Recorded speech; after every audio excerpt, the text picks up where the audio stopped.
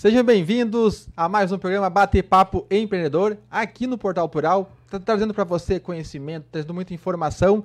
E hoje vamos receber aqui Rodrigo Magno Soder, e ele também vai estar junto com o Ednei Steffen, compartilhando o seu conhecimento, trazendo muita informação sobre educação e transformação. Esse tema que com certeza está sendo muito impactado nos últimos meses e com certeza você não pode perder, então fique conosco aqui no programa Bate-Papo Empreendedor.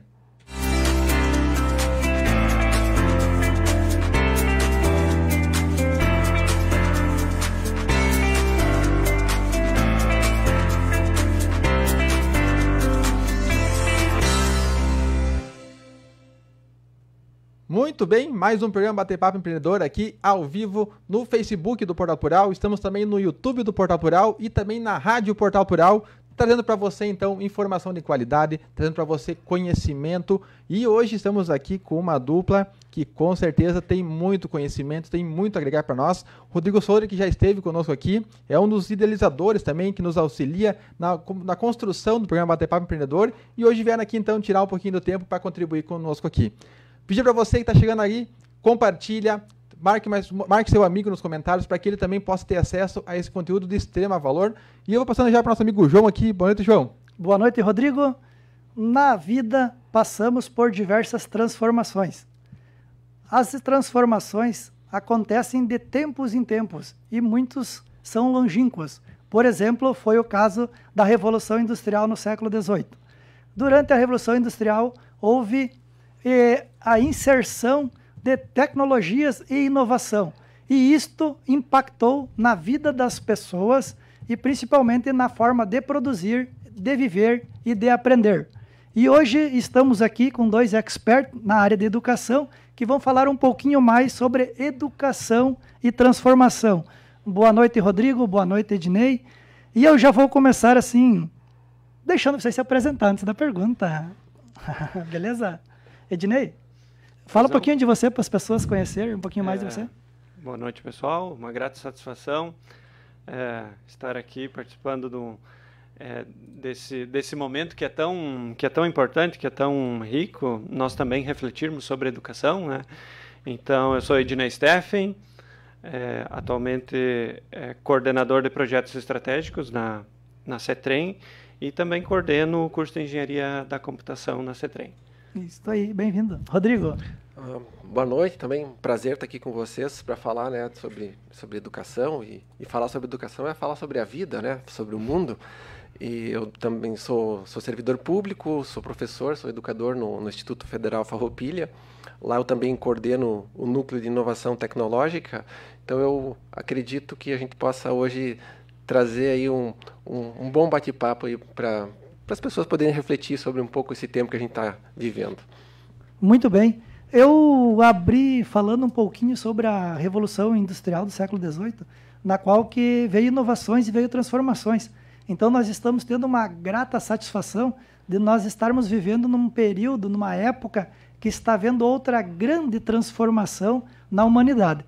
E eu gostaria de saber de vocês se estes impactos e toda essa transformação foi por causa do Covid ou elas já estavam acontecendo?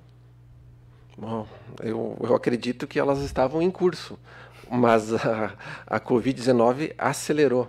Então, em alguns aspectos, houve uma aceleração e em alguns aspectos houve um remodelamento, um rearranjo forçadíssimo. Então, para alguns setores, eu simplesmente andava a 100 por hora e tive que andar a 200, né? E para outros setores, aquele andar não funcionou mais. Se eu andava de carro, eu tive que passar a andar de avião ou de navio. Um pouco uma metáfora de como eu vejo esse momento. Muito bem. Acredito também que o momento ele foi, quem sabe, oportuno para explodir todas as inovações, todas as cartas que estavam ainda sendo pensadas em ser colocados em execução, e eu acho que esse momento aflorou isso de uma maneira que o que tinha de potencial de mudar os processos pedagógicos aconteceu nesse momento. E uma pergunta, esses impactos que veio na educação, sempre se tem aquela questão assim, ó, a inovação junto com o investimento. Então, o que aconteceu? Este impacto na educação, houve o impacto, mas e o investimento necessário aconteceu ou está se utilizando de muita criatividade dentro das instituições de ensino hoje? Eu vou responder a sua pergunta com outra pergunta. Em fevereiro de 2020, quem conhecia a Zoom? Quem já tinha ouvido falar, quem usava a Zoom? Hoje ela vale 139 bilhões de dólares. É uma empresa de tecnologia de informação, né? de acesso e contato, que vale mais que uma companhia petrolífera, né? Então, voltando lá ao início do programa, eu acredito que o Ednei colocou bem. As possibilidades já estavam ali. Elas já estavam, mas não estavam sendo utilizadas, né? Então, e sim, houve, na minha percepção, houve uma mescla de criatividade, né? De se reinventar, mas também olhar para o que já era real, já era palpável, já era tangível e não era utilizado. É um pouco do que eu vejo. Então assim, as tecnologias estavam disponíveis de uma forma acessível e nós não estávamos nos utilizando para agregar esta tecnologia nos resultados dentro da educação? É justamente isso, João. Eu acredito que nós tínhamos muitas ferramentas, muitas tecnologias disponíveis no mercado, tanto pago quanto grátis, mas daqui a pouco a gente não estava explorando essas tecnologias para o uso fim da educação, né? E foi um momento que a gente começou a ouvir falar em sala virtual, em reuniões virtuais que só aconteciam em grandes companhias, né? Começaram a se tornar salas de aulas virtuais com transmissão ao vivo. Então isso foi muito rápido. E a questão assim, ó, como vocês enxergam assim, eu vou ser sincero para vocês, eu já passei por várias transformações e aprendizados, e a gente sempre está aprendendo, né? Mas eu sinto assim aquela falta assim de ter uma reunião presencial, parece aquela reunião, um Meet do Google, o próprio Zoom, parece que sempre falta alguma coisa que dá a impressão assim que você não conseguiu se expressar da melhor forma correta, ou talvez a pessoa não entendeu, porque às vezes presencialmente você consegue ainda, além de analisar o conteúdo, as expressões, né? E como hoje um professor que conseguia ver a expressão de cada aluno vai conseguir impactar ele com conhecimento só através dessa ferramenta? Isso na verdade, eu penso que isso seja um paradigma que nós estamos aprendendo enquanto instituição, e eu acho que qualquer instituição também, porque realmente esse contato, essa expressão, muitas vezes não é perceptível, porque o aluno pode desligar sua câmera e o professor não consegue interagir. Quem sabe nesse momento, porque nós ainda estamos aprendendo a como interagir no ambiente virtual, como fazer todo mundo se integrar e eu perceber essa expressão que me falta, né? Hoje, sim, isso é um paradigma. E nós, em outros programas também, a gente vem falando muito essa questão, dessa mudança que está acontecendo. Então, dentro dos próprios negócios mesmo, então as empresas tiveram que se remodelar, tiveram que se adaptar à nova situação, e por isso também nós trazemos esse assunto em pauta para a educação, porque, querendo ou não, para qualquer negócio a educação é o pilar principal. Então você tem que ter o conhecimento, você tem que ter tem que dominar a informação para poder realmente botar em prática, né? E aí, agora, a gente falou bastante aqui dentro dos programas sobre inovação, sobre marketing, sobre estratégia de venda dentro dos negócios. E aí agora a gente vem para essa parte que é a parte da educação, que muito hoje se trabalha por cursos online, vendas online de conhecimento, mas agora graduações propriamente ditas da forma online, e como vai ser, que nem parte de laboratorial, como é que vai ser adaptar essas questões. Então como é que vocês também, que com certeza, pelo que eu um pouco sigo o Rodrigo aqui, ele é um cara que é muito da leitura, que muito pesquisa, informações, com certeza ele está muito atenado no mercado. E como é que se vê essa questão hoje, Rodrigo? Eu vou separar, eu acho que em duas dimensões diferentes. Eu acho que uma realidade é do ensino fundamental e outra do ensino superior e técnico, tá? Porque no ensino fundamental, nas crianças, aí cada um de nós, como pai, tio, padrinho, enfim, mãe, viveu as experiências, né? E para as crianças foi e está sendo muito difícil, aquelas que não voltaram ainda para a sala de aula. Porque a escola, para uma criança, para um jovem, não é só o conhecimento, tem também os rituais, né? Que tu sabe que tem hora para comer, tem hora para ir no banheiro, tem que cumprir atividade. Tem a interação com os colegas, né? Tem aquele momento de descontração. Então, para esses, assim, terrível. Terrível.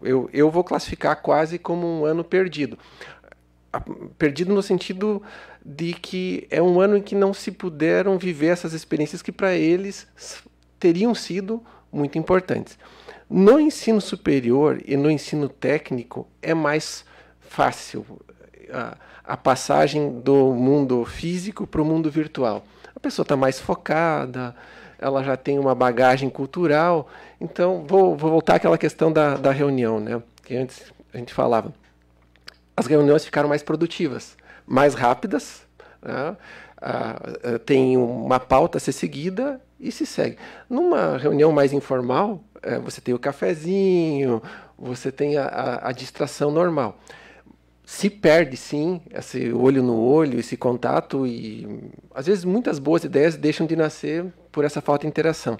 Mas então eu diria assim que, separando, assim, houve ganhos para o universo do ensino superior e técnico, que depois a gente pode adentrar um pouco mais, e as perdas mais significativas são no universo do ensino fundamental, com certeza. Mas assim, ó, evoluindo na questão, assim, os modelos de ensino contestados hoje, eles vêm, que nem você falou, contestada a educação sempre é, né? Se alguém quer chamar atenção, ela vai para um jornal, vai para a TV, e daí dá-lhe pau na educação. Dá-lhe pau na educação. Eu gosto bastante da frase da Fena Soja, o Elias da Lauba, ele disse assim, vamos falar menos e fazer mais, né? Se a gente não consegue fazer, vamos parar de falar, porque tem um monte de gente que não entende nada de educação, nunca teve dentro de uma sala de aula e disse que, não, porque a educação é ruim, porque a educação é isso, porque tinha que ser assim, porque... Não, vai até lá e convive, constrói, ajude, depois reclame, né? Então as pessoas vêm e contestam. Agora nós temos duas pessoas bastante experientes aqui que podem nos falar um pouco mais sobre por que essa contestação do modelo de ensino. Eu acho que ela vem justamente de encontro ao que tu fala, né, João? É não conhecer a causa mesmo. Propriamente dito, tivemos um momento que estávamos prontos para o retorno presencial, né? Com investimento alto em EPIs, né, em álcool gel, preparar salas de aula, diminuir N protocolos, aquisição de materiais, pé dilúvio, enfim, todas essas situações que, e quando se chegou no momento do voltar o presencial, a maioria, né, nós fizemos uma enquete assim, interna com o nosso público. O pessoal não quis voltar porque contestava, né? Mas vocês estão realmente preparados, vocês... então, realmente esse viver, esse olhar para a educação que devemos ter mais confiança, né, nos nossos modelos. Na ciência, né? Eu acredito assim que... por um lado, né, toda pessoa já passou por uma sala de aula, então eu acho que ela está legitimada para emitir uma opinião, né, pelo menos.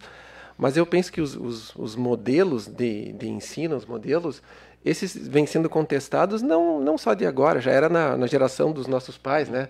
Lá na década de 60, 70 já se discutia como fazer uma sala de aula melhor, né?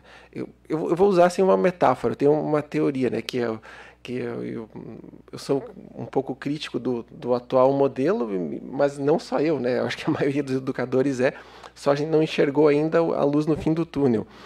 Mas eu acredito que o atual modelo, ele tem 3 premissas. Ele tem muito a ver com uma fábrica, né? Antes o senhor falou, né? Porque tem apito, tem hora para tudo, enfim. Mas ele também tem a ver com uma igreja, né? Se tu pegar a estrutura de uma igreja, lá na frente tem uma pessoa falando, todo mundo sentado em fileira. E ele é um modelo que eu chamo de ferroviário. Por quê? Porque o trem anda sempre no mesmo trilho, né? E todos andam no mesmo trilho. E esse, para mim, é o maior problema do atual modelo de ensino.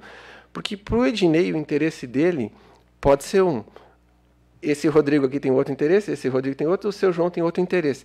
E o nosso modelo, como o trem anda no mesmo trilho e leva todos os vagões para o mesmo lugar, passa pelas mesmas estações, obriga que todos façam exatamente a mesma coisa. Isso é terrível. A gente sabe que as pessoas têm interesses próprios, têm talentos diferentes. Um é mais sinestésico, um outro é mais corporal, um outro gosta mais de esportes, um outro é mais das exatas. E nós pegamos todas essas coitadas dessas crianças e desses jovens, colocamos todos no mesmo trem, dividimos ainda em vagões, e ainda os vagões ainda tem assim, os da primeira classe, os da segunda classe, da terceira, os que vão melhor. Enfim, eu acho que é isso que a gente tem que debater e pensar em mudar. Sair desse modelo que eu chamo de ferroviário, né? Que cada um siga o seu caminho bem orientado. Eu vou aproveitar assim, toda essa tua explanação aqui, até porque eu tenho uma certa experiência também na área de educação. Pois é, né? E fui professor por quase 12 anos. E eu tive o privilégio de ser professor numa instituição que tinha uma certa liberdade. Achei que até falar que teve o privilégio de ser meu professor. E quando eu falou que eu cheguei a me ajeitar na cadeira aqui, e ele já tive o privilégio de ser professor e eu já... Pois é, então eu vou dizer, então, eu fui professor. E nós tínhamos uma liberdade de trabalhar em ensino por competências e desenvolver as habilidades no tempo de cada um. O curso tinha duração de 1.600 horas, eram 2 anos. Eu vou dizer assim, ó, que numa arrancada até um período, funcionava bem trabalhar a criatividade do tempo de cada um, sabe? Mas eu notava que a partir de certo ponto em diante, eu perdi às vezes a metade da turma. Por quê? Porque os outros se distanciaram tanto que eles não tinham motivação de querer ir atrás e se frustravam. Então são coisas que as pessoas às vezes podem não considerar ou não vivenciar, e elas só vão ter esse impacto vivenciando, sabe? Então nós tínhamos lá 2 anos para trabalhar as pessoas e coisa e tal, e eu trabalhava assim, e daí tinha uns que eram uns foguetinhos realmente, que nem diz o Rodrigo, né? E tinha uns que eram um pouco menos, e nós tentávamos levar todos a pelo menos atingir um nível mínimo exigido. Poderia ter o máximo não era limitado, mas o mínimo era, né? Tinha que chegar até lá. E em certos momentos tinha essa diferenciação. E eu vou dizer para vocês que eu não achei uma solução para aquilo. Não achei mesmo. Então, talvez assim, se na percepção de vocês em algum momento conseguiram achar essa solução para dar a liberdade e mesmo assim tu conseguir ter a persistência das pessoas. Eu acho que a tua colocação, João, ela é bem importante, porque tu teve uma experiência com o ensino por competências dentro de um modelo que tu quase teve que alterar todo o ciclo, assim, né? Sem prova, cada um desenvolve no seu tempo, mas daqui a pouco ainda... Trabalhando com situação de aprendizagem, isso, e que você construía. Mas você ainda estava sozinho dentro da sala de aula, você era só um, né? E até hoje nós não conseguimos um modelo diferenciado de sala de aula, de ter... Colaborativo, né? Isso, ter 2, 3 professores, ou que não sejam professores, que sejam mentores, então, né? Que seja um professor, que seja mentor, que o outro que colabora e que possa ajudar os que não têm tanta rapidez e facilidade a entrar no ritmo de novo, né? Porque nós de novo... Nós vivemos de uma sala de aula, como o Rodrigo falou, baseado numa igreja que tem uma pessoa ali na frente que vai ter que tocar o rebanho, né? Por que não 2, 3? Nós nunca testamos isso. Lógico, se nós vamos falar aí com as direções, né? Eles vão dizer, mas isso é custo. E não sei. Bom, mas vamos achar uma equação, então, que... A viabilidade dessa estruturação. É isso. Qualquer utopia passa pelo orçamento. Né? Isso. Então, até a questão assim, ó, vem lá, como é que nem a igreja que tem lá na frente, o trenzinho. Só que isso você pensou num método produtivo em escala com uma certa redução de custos, né? Porque Sim, se é uma coisa que se fala todo ano, que eu escuto vai ter redução na verba da educação, vai ter redução na verba de pesquisa. E daí eu entro naquela fala lá do começo, né? Como é fácil contestar, mas sempre tira o recurso, reduz o recurso. Com mais recurso, dá para se ter mais profissionais e dá para se abranger um ensino mais globalizado e diferenciado. Com certeza. Dizem que a dignidade da pessoa humana passa pelo orçamento, né? Isso vale para qualquer área. Mas eu vejo também assim por um outro lado, né? As instituições privadas, elas têm que ser viáveis, né? Como qualquer empresa. A partir do momento que ela fizesse um investimento que fosse muito elevado, talvez em 4 ou 5 anos ela se torna inviável, né? Então tem que ter esse bom senso. E talvez, aí é uma percepção minha, mas eu acho que o Ednei deve enxergar talvez de forma parecida. Hoje, a maior concorrência das universidades, sejam privadas ou públicas, não são outras universidades. É o YouTube, são outras plataformas que permitem que as pessoas aprendam. O que elas não têm é uma mentoria, uma curadoria. E aí, quando a gente aprender que a gente pode ser muito mais um condutor. Hoje o professor é um mapa. Eu acho que ele precisa se tornar uma bússola. Isso. Total. Essa orientação, ela precisa aflorar, né? Porque nós não podemos mais desconsiderar. O YouTube não tem coisa boa.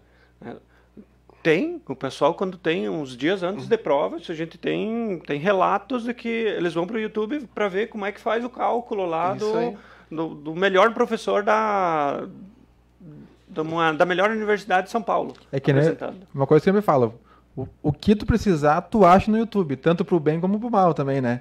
Então, pro bem, quando eu falo, tem uma dúvida, uma coisa, vai pro YouTube, se tu botar pesquisar ali, com certeza teve no mínimo uns 200 que já gravaram um vídeo explicando exatamente aquela tua dúvida, né? Então nós não podemos ignorar essa ferramenta, ela existe e por mais difícil que seja mudar o mindset do professor, que também é um professor tradicional, ele precisa entender que essa é hoje uma ferramenta que desafia ele, mas que ele precisa, quem sabe, ter outras atitudes também em sala de aula, que ele possa potencializar mais isso, quem sabe. Usar a seu favor, né? Eu costumo dizer que a gente precisa de menos porque não é universidade ou YouTube, é universidade e YouTube. Então, fazer uma adição, aí a coisa vai ficar melhor para todo mundo. E essa questão assim, de trabalhar o modelo professor-mentor, né? Porque tem que ter essa valorização e esta integração, porque o YouTube, o Google são fantásticos, desde que você saiba o que você está buscando e que você saiba filtrar. E daí a pergunta é, como nós, professores, vamos conseguir orientar de tal forma que a pessoa consiga filtrar e escolher o conteúdo correto, porque ao mesmo tempo que tem conteúdo de referência, que é o exemplo que a gente sempre fala aqui no Bate-Papo Empreendedor, a gente não traz uma pessoa que só fala, a gente traz uma pessoa que fala e faz, para ser uma referência, para ter aquela referência de onde surgiu. E daí sim, como assim interagir o YouTube, o Google, o aluno, o professor, para que o aluno consiga pegar lá o que realmente é correto. Eu acho que alguns ensaios, algumas universidades, algumas instituições já começam a fazer, né? E rendendo frutos positivos, né? Como instigar? Trazer para dentro da universidade projetos reais. Trazer as empresas para dentro das universidades e colocar à prova o que a universidade está ensinando para os seus. Traga um problema real, coloca para a turma e a turma tem o desafio de resolver esse problema e, por que não, implantar dentro da indústria, do comércio, como fazer estes agentes, alunos, se tornarem participantes da comunidade. Até agora que você citou aqui, eu achei um negócio bem interessante, até já veio pessoas lá da incubadora, do IFET, né? O Juscelino, do Alibem, né? Ele citou que a de Bento surgiu de um desafio dentro de uma faculdade aqui de Santa Rosa. Total. E daí fizeram todo um planejamento e assim foi evoluindo, né? E 2 pessoas implantaram o planejamento do estudo, o estudo de viabilidade, todo estudo de planejamento, e é uma fábrica aí conceituadíssima em Santa Rosa de muitos anos, né? Então vem bem ao de encontro do que você está falando, de cada vez construir mais, né, Rodrigo? Eu acredito que essa ideia, né, essa está bem clara, né, de que a gente precisa trazer coisas que façam sentido. E o que faz sentido é a vida, né? A vida das pessoas. Então, aproximação com empresas, mas não é um processo fácil esse de aproximação com empresas, tá? Porque tu precisa construir uma relação de confiança. O tempo da universidade, o tempo da escola não é o tempo da empresa. Tá? O tempo de um projeto de pesquisa para você entregar uma resposta boa, às vezes é 1 ano, 2. E a empresa precisa em 30 dias a resposta. Então eles precisam ser projetos de início mais macro, né? Mais amplos, e aí você vai filtrando e fazendo a medida, na medida que a universidade pode entregar, mas dando uma resposta que a empresa vai realmente poder utilizar. Não, porque senão você tem um convênio e ele é o que a gente chama de um convênio de gaveta, né? Você não tem a resposta. As pessoas são movidas por desafios. Então, eu acho que a educação não precisa querer sempre inventar a nova roda. Se a gente conseguir trabalhar essas habilidades e competências, né? E para quem não é do universo da educação, o que são as tais habilidades e competências? É o saber e o fazer. Quando tu junta o saber com o fazer, é o cara que entrega o resultado. Aí nós estaríamos falando assim aquela base, aquela balança que sempre falam entre habilidades e competências e conteúdo, Rodrigo? Sai totalmente o conteúdo, ou o conteúdo é só uma partezinha para desenvolver a habilidade e a competência e não ter tanto ênfase nele? Bom, aí assim, eu acho que a gente primeiro tem que definir o que é conteúdo, né? o que são temas, né?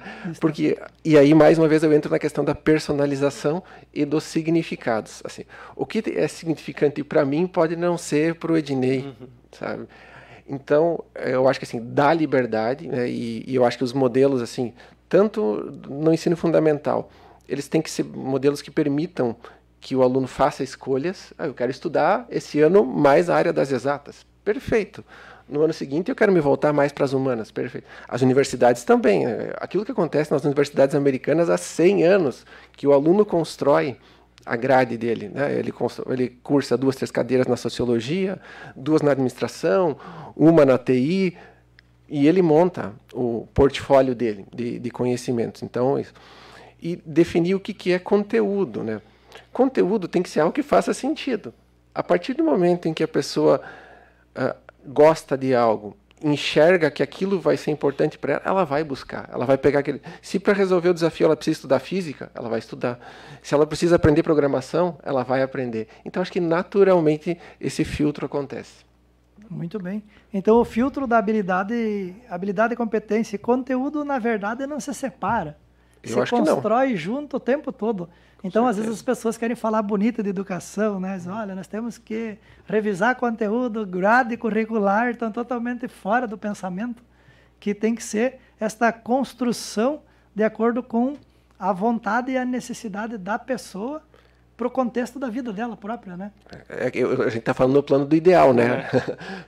Nós estamos distante disso. Bem né? distantes. Mas acredito que não devemos também deixar de perseguir um modelo diferente. Eu acho que essa é o nosso desafio, né? É, isso aí. A gente precisa de novas utopias, né? Novas possibilidades, novos sonhos e buscar isso. E vejo assim que essa galera que está chegando aí, que tem de 15 a 25 anos, tem uma mentalidade totalmente diferente, né, da nossa geração, o que é ótimo. Eu quero deixar claro, eu não curto muito aquelas coisas, né, que, me respeita porque eu sou de tempo. Não, cada um tem seu tempo, né? Enfim, as coisas precisam se transformar e evoluir, mas para eles, esse modelo, né, que eu falei, esse modelo ferroviário, é muito limitador. Foi para nós limitador, só que nós éramos talvez menos contestadores do que eles são. Não reclamávamos. Tínhamos mais medo, enfim. Muito bem, para você que está em casa, então, isso aqui é o programa Bate-Papo Empreendedor, hoje com o tema Educação e Transformação. Então, nós estamos todas as terças-feiras agora trazendo para você aqui um programa, trazendo então convidados para fazer esse debate aqui. E hoje estamos ao vivo aqui no Facebook do Portal Plural, no YouTube do Portal Plural e também na Rádio Web Portal Plural. Se você quer curtir uma boa música e também informação, é só baixar o aplicativo ou pelo próprio site você pode acessar. E aqui nos comentários eu vi que nosso amigo Marcos Paulo Scher, que é um grande parceiro nosso aqui também do programa, que nos ajuda também a construir esse programa e traz também muitos conteúdos, está interagindo aqui e mandou uma pergunta, e ele, claro que também é do meio, também é da parte da educação, então ele mandou aqui para nós. Parabéns pelo programa, que já está se consolidando e se torna uma referência no empreendedorismo. A pergunta é, como as instituições de ensino podem reconquistar a confiança do mercado para que confiem nas soluções propostas pelas academias? Eu tenho que te avisar para o Marcos que não vale pergunta difícil. E aí, como trazer essa confiança de volta? Porque até um o tempo Rodrigo, atrás... quando faz uma pergunta muito difícil para ele, assim, tá aí, cara, essa pergunta vale 1 milhão, cara. Essa aqui é a resposta de 1 milhão. A pergunta de 1 milhão agora, quem tiver a resposta, tá batido.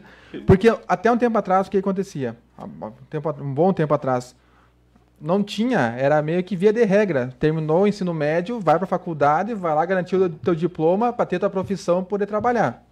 Não tinha muito que... Era a regra. Então, e quem tinha condição buscava isso, quem não tinha tentava alguma alternativa. Hoje já mudou, porque hoje não se busca tanto mais o diploma, e sim o conhecimento, a habilidade para se trabalhar. Então, e essa pergunta do Marcos também encontra isso. Como fazer, então, trazer aquela confiança de novo para o pessoal dizer, não, vai lá, faz a faculdade, busca o diploma. Como fazer isso? Isso é bem a característica do Scherer, né? Nos desconfortar, né? Nós participamos de alguns grupos, mas eu entendo que essa reconquista, ou a conquista, né?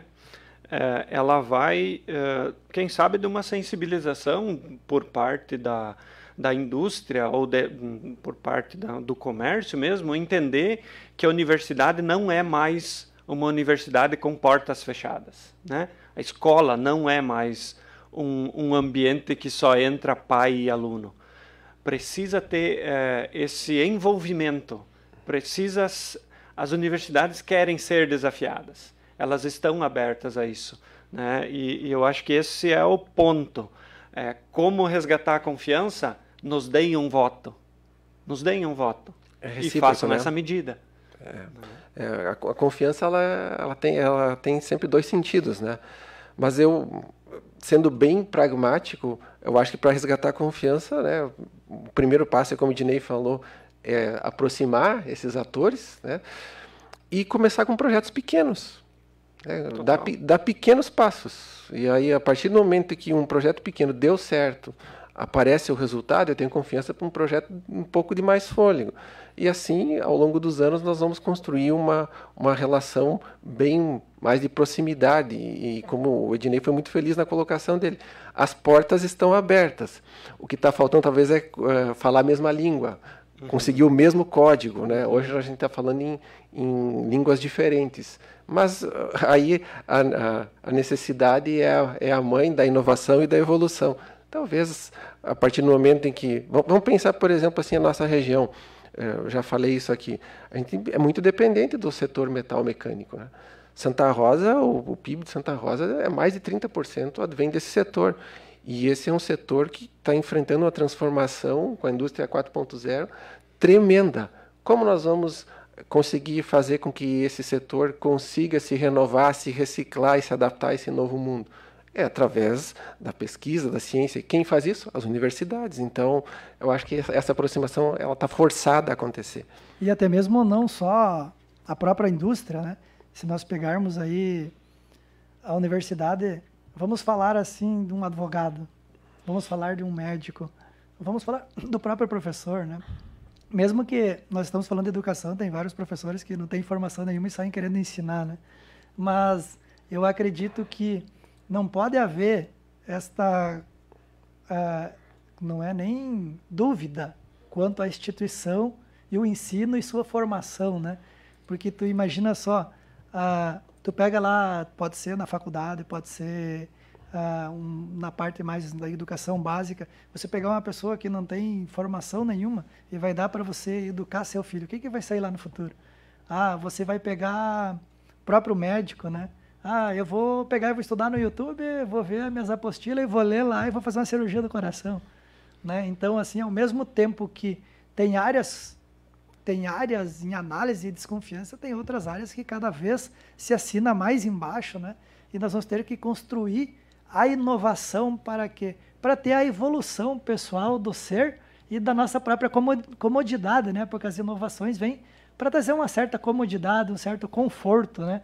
Tomar banho de chuveiro é bem melhor do que... Bem melhor, né? Então vai ter muito mais, né? E assim, esta inserção de tecnologia na educação e o surgimento das EdTechs tem a ver com as montagens de empresas dentro da universidade, tem a ver com essas soluções de intercâmbio entre universidade e empresa, ou é um movimento separado? Às vezes nasce dentro da própria universidade, né? A gente chama as spin-offs acadêmicas, né? Quando são projetos de alunos ou professores que se transformam em empresas. Mas muitas delas nascem fora das universidades, né? E aí hoje a gente tem uma enormidade dessas edtechs elas estão revolucionando muitos aspectos da área da educação. Por exemplo, se eu sou uma instituição que trabalha com ensino à distância e eu tenho 100 alunos e os alunos produzirem um texto, eu tenho soluções que me ajudam a corrigir esses textos com um grande grau de acerto e maturidade na correção. Então, mais uma vez eu digo, não é ou, é e, né? É o mentor, professor, mais a tecnologia. E nunca se viu tanto o momento mais propício para acontecer esse boom das edtechs, né? Porque nós vivemos um tempo das fintechs, né? Que ainda é muito debatido e explorado também.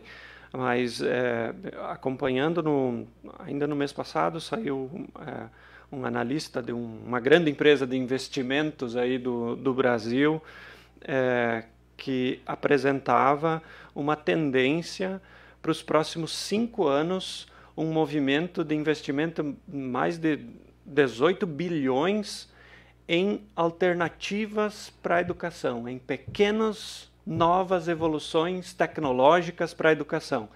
Que é isso que o professor Rodrigo falava, é uma pequena inteligência artificial que vai corrigir um texto. Então, são essas edtechs, né? São esses pequenos movimentos que vão começar a surgir para alavancar a educação, para promover a educação, para mudar o modelo, quem sabe, né? E essa é uma tendência assim, mundial, vai ter muito investimento para esse lado e vai ser foco assim, de muitas pessoas ganhando dinheiro também. E que bom, né? Que bom. A gente tem bastante app, né, no celular e que você tem lá comando de voz para ele escrever. Só que tem também a questão de você escrever e a contextualização verbal ele não reconhecer. Então, assim, tá havendo as transformações, mas para quem é um pouco mais criterioso e analisa e testa esses dispositivos, né? Eles precisam melhorar bastante ainda para nós aplicar ela numa educação, né? Porque uma conjunção verbal, conforme tu escreve a frase, ele não reconhece. Conforme for a expressão da palavra, também não, né? Então, até para nós, do português, né? Que diz que é uma das línguas mais complicadas. E então, assim, há as edtechs, há a evolução, mas também é um passinho que vai se juntar com um futuro, né? Não é uma realidade também, né? Ainda não, né? Mas o legal, por exemplo, quando a gente fala em inteligência artificial, é que ela vai aprendendo, né? Ela vai se aprimorando, ela vai reconhecendo padrões de voz. Eu uso em casa, por exemplo, a Alexa, né? Então, meu filho que tem 5 anos, ele vai lá, né? Alexa, pesquisa no YouTube. E às vezes ele tem alguma dificuldade, por exemplo, no R. De início, ela apanhava para entender o que ela queria. Depois de alguns dias, ela já estava reconhecendo que o R dele era um pouco mais enrolado. Então, nós estamos vivendo assim, o limiar, né, de uma transição. A partir do momento em que essas coisas se naturalizam, e aí que vem a questão da tecnologia, né, as novas gerações incorporam com uma velocidade muito grande essas novas tecnologias. O que aquele conceito de mente expandida. Pensem, né, o açougueiro, que usa a faca todo dia. Para o cérebro do açougueiro, a faca faz parte do corpo dele, né? Para essas crianças, o smartphone, a inteligência artificial é uma extensão do corpo. Para eles é muito natural isso. Então, eu acho que essa resistência ela é mais nossa do que deles. Total. E uma coisa que eu quero ver com vocês agora, uma pergunta, pensando nessa questão, vendo todo esse cenário onde tem toda essa instabilidade. A gente também, em vários programas, já conversando com empresários que sempre se trabalhou muito, vou fazer um planejamento de curto, médio e longo prazo, vou fazer para mim poder planejar meu negócio, enfim.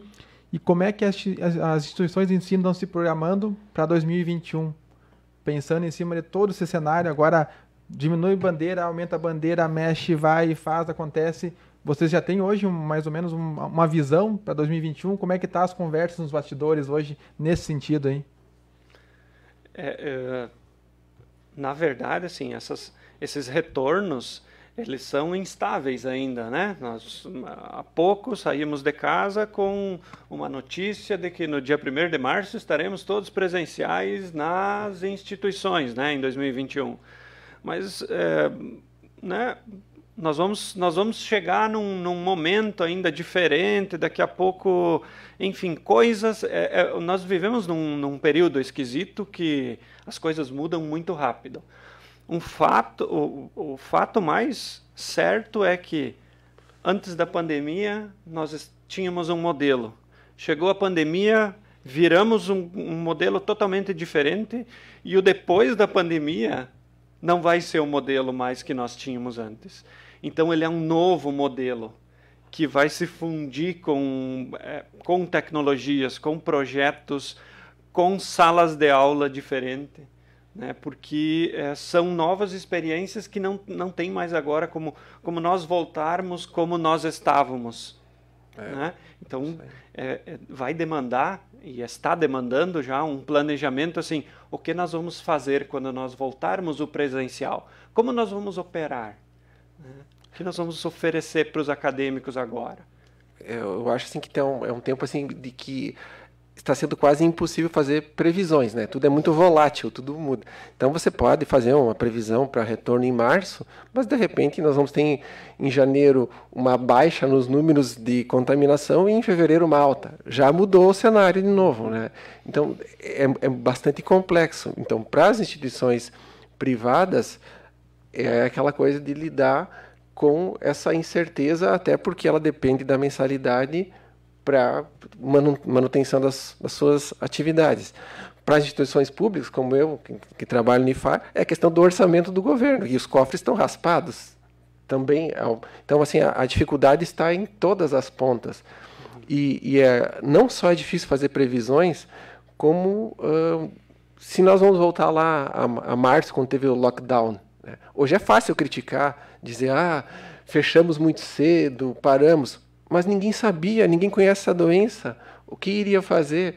É bastante fácil se colocar numa posição de, olhando da perspectiva do hoje para o passado, dizer, eu teria feito isso. Será? Se tu é prefeito, tu é governador, tu é presidente, o que tu faria mesmo?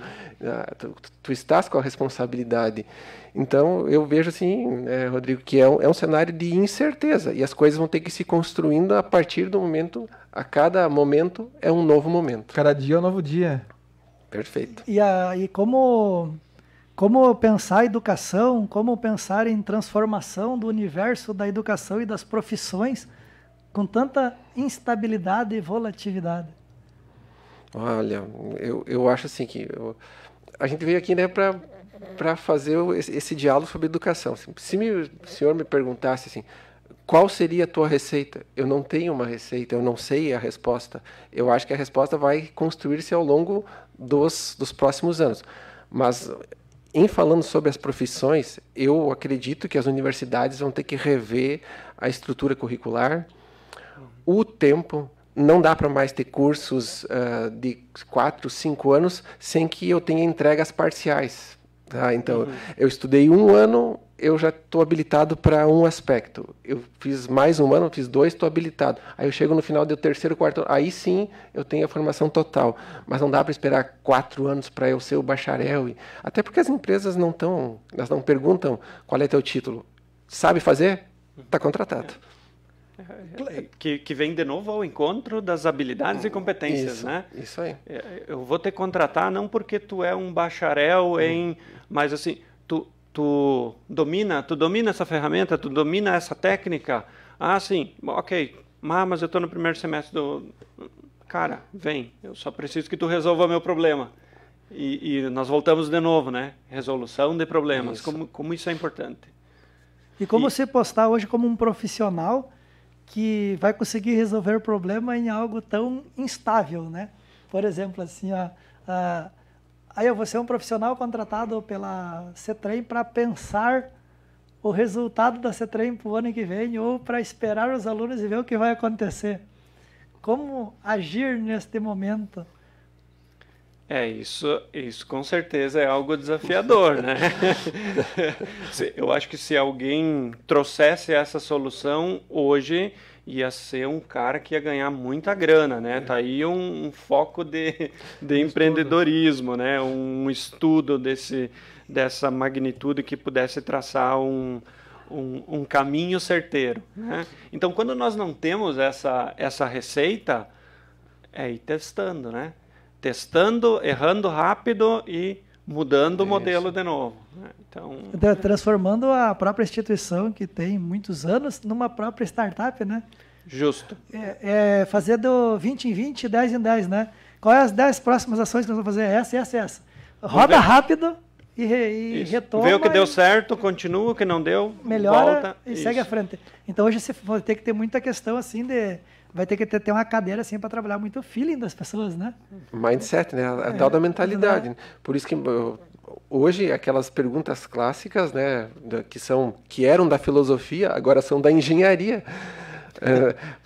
Porque quando a gente fala, por exemplo, né, aquela coisa da ser ou não ser, né, quem eu sou, hoje a engenharia genética decodificou quem nós somos. Então a pergunta filosófica se transformou numa questão de engenharia genética. O mundo se transformou numa velocidade absurda e adaptar-se a essas mudanças, essas transformações, é o desafio da universidade. Uma coisa só também, trazendo aqui a questão das incubadoras, mudando um pouquinho o foco, mas que é uma coisa que aqui no Bater Papo a gente procura trazer também bastante pessoas, empreendedores das incubadoras, para justamente a gente poder ter o balanço. Então, ao mesmo tempo que vem um empresário aqui bem sucedido, que já tem anos de experiência, que tem um negócio já consolidado, trazer também uma pessoa que está iniciando nos tempos atuais, que está iniciando um negócio, para ter essas realidades também, para o pessoal que está em casa poder vivenciar isso também. E qual que hoje é o papel também que vocês veem para as incubadoras dentro das instituições, que tanto a CETRAN tem, tanto a própria o IFAR tem, qual que é o papel que vocês veem hoje da incubadora e que projeção vocês veem também, porque a tendência é cada vez crescer mais essa questão aí, porque auxilia os empreendedores, faz essa ligação de empresa com os alunos, mas como é que vocês veem hoje as incubadoras dentro das instituições também? Da instituição e dentro do contexto, né, de hoje, que tem que ser muito mais rápido de respostas. Eu acho assim que as incubadoras, elas precisam se transformar bastante, sabe? Elas nasceram num momento que era mais utópico, né, e que se pensava que ia ser mais fácil esse movimento, que bastava você fomentar nos alunos e iriam surgir empresas e essas empresas iriam para o mercado. Eu acho que se descobriu ao longo dos últimos 30 anos, que é mais ou menos o tempo no Brasil que existem incubadoras, que não é tão simples assim, que é um processo difícil, lento, que essa questão da atitude empreendedora, você tem de 3 a 8% da população que tem essa mentalidade nata, nos demais você tem que desenvolver, e é papel da universidade desenvolver. Eu acho que é fundamental ter incubadoras, mas eu não sei se nós estamos no modelo exatamente certo. Talvez a gente tenha que repensar algumas coisas. Eu colaborando, eu acho que esse fomento, né, das instituições em trabalhar esse modelo para os seus alunos. Exatamente. Porque, vamos lá, todas as instituições têm uma sala, tem um local bonito da incubadora, tem disponível sala, internet, telefone, luz, água. O acadêmico ele só precisa dizer assim, cara... O aconselhamento. Eu só preciso... o que eu preciso? Cara, vai lá na sala e começa a tua ideia. Tu só precisa ir, sabe? Não tem nenhum custo. Vamos lá, coloca em prática. Tem uma incubadora, tu vai ter mentor, tu vai ter... mas daqui a pouco ainda os próprios acadêmicos não têm essa... não, eu vou esperar porque eu acho que está muito cedo ainda. Cara, vai, não deixa passar o tempo. Vai lá, testa, se não deu certo, ok, tu não perdeu nada, porque tu vai ter uma sala, não tem custo para as nossas incubadoras. E tem o aprendizado e a experiência, que com certeza na segunda vez que tentar vai melhorar. Eu acho que essa questão de atitude empreendedora é outra expressão dessa, a gente falava, né, em off, né, que algumas expressões da resiliência, gratidão estão na moda, essa atitude empreendedora é também. Mas a atitude empreendedora, penso, é formada por uma amálgama de muitas coisas. Para eu chegar numa atitude empreendedora, eu tenho que ter um cara que aceita risco, que tem confiança, que reconhece suas fragilidades. E onde é que eu formo isso? É na família e lá na educação, no ensino fundamental. Quando o cara já chegou no ensino superior, se ele está com essa mente limitada, é muito difícil desconstruir essas barreiras. Então, mais uma vez, nós temos que olhar lá para as crianças desde 3, 4, 5 anos e lá começar a trabalhar essas questões de vulnerabilidade, fragilidade, aceitar risco. Enfim, é uma transformação que não pode ficar limitada lá no final do processo, que é a universidade. Quem sabe, não que esteja perdido, mas é muito mais difícil. Até um exemplo, tem a Maristane Weine, né, que esteve conosco no programa, ela citou que ela trabalhava na RBS, trabalhou 16 anos, e um belo dia perdeu o emprego, daí teve que empreender, né? E daí um dos testes que ela fez, né, que ela era aversa a riscos, né? Então esse aconselhamento teve para ela, não, tu vai ter que aprender a arriscar, a conviver com o risco para te poder empreender, né? E assim vai se construindo. Então, se fosse fomentado desde o começo em várias pessoas, a probabilidade de ter o empreendedor ia ser muito maior, né? Mas hoje, assim, que vocês sentem nesse clima brasileiro, assim, não está havendo esta cultura do empreendedorismo um pouco mais forte? Eu acho que sim. Nós vemos, assim, a gente tem que ter ídolos, né? Ídolos são importantes. O ídolo era o jogador de futebol, depois todo mundo queria ter uma banda, tocar guitarra na garagem, depois virou startupeiro, né? Ter a sua Então, hoje, muitos desses jovens reconhecem lá o Mark Zuckerberg, né? o Page do Google como ídolos. Então, acho que naturalmente nós temos mais pessoas se voltando para criar seu próprio negócio. E também tem um outro aspecto que eu considero muito relevante dessas novas gerações.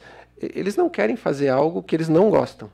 Então, eles estão buscando o propósito, uma causa que os motive. E isso já é um facilitador imenso para criar o seu próprio negócio. Legal. Rodrigo e Ednei, estamos chegando aqui nos últimos minutos aqui do programa e nós gostaríamos de dar um tempo para cada um de vocês fazer todas as considerações que não foram dadas as oportunidades ou a pergunta não foi feita. Então, vale merchan, vale o que quiser. O tempo é de vocês, agora é livre. Primeiro para o Ednei, lá então, Ednei. Tá. Bom, o momento, ele é o momento de transformação, né? Falando especificamente de educação, e eu penso que, volto de novo à pergunta lá do Marco Scherer, né?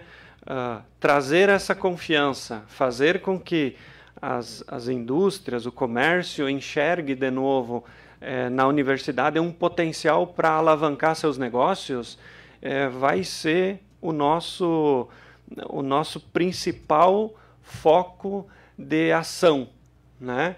Falando especificamente da CETREM.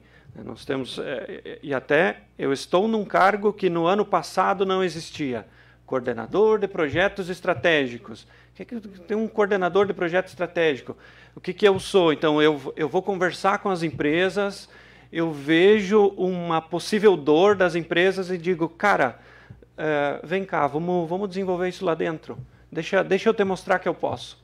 Então, são esses movimentos aí que nós acreditamos muito que vai funcionar, que vai ser um modelo assertivo para dar significância a quem participa do processo, que é o nosso acadêmico, para que ele enxergue onde o conteúdo que ele está tendo em sala de aula é aplicado e que ele se sinta participante da comunidade.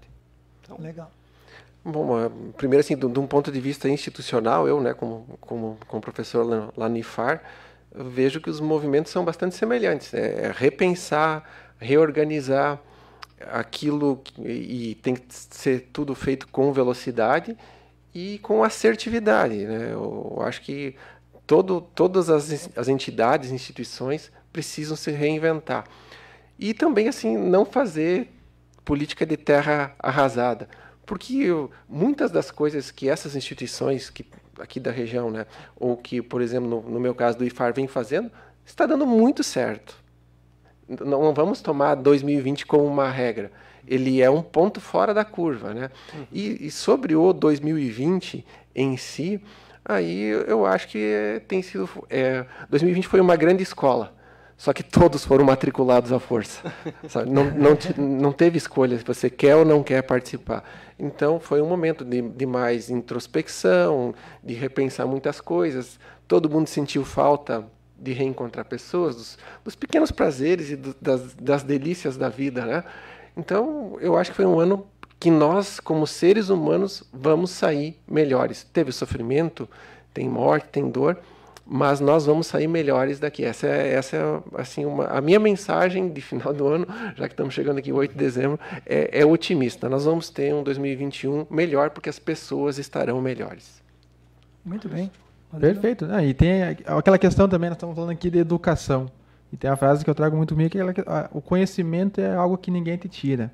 Então também hoje também se usa muito, às vezes, desculpas também para dizer que a faculdade não funciona, não dá jeito, porque eu não quero me comprometer de ir lá estudar, de buscar o conhecimento, e aí muitas vezes as pessoas ficam por aí transitando de empresa em empresa, sem ter o conhecimento, sem buscar uma formação, e o tempo está passando de qualquer forma. Então também tem que muitas vezes repensar, peraí, estou dando desculpa, ou realmente eu não estou disposto a me dedicar, ir lá estudar, pegar, correr, estudar, fazer o que tem que ser feito para mim poder ter meu diploma. Então é muito também questão de repensar e pensar o que eu quero no meu futuro, porque o tempo vai passar de qualquer jeito, né?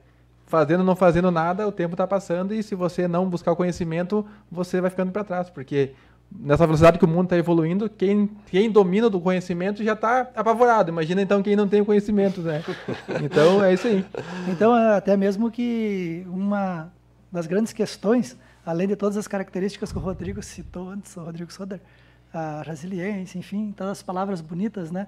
O que mais pega também é persistência. Tem que ter persistência. Tudo que você começar, você terminar. Por mais que tenha saídas saídas intermediárias numa graduação, mas tem que terminar o primeiro ano, o segundo ano, o terceiro ano, o quarto ano, o quinto ano.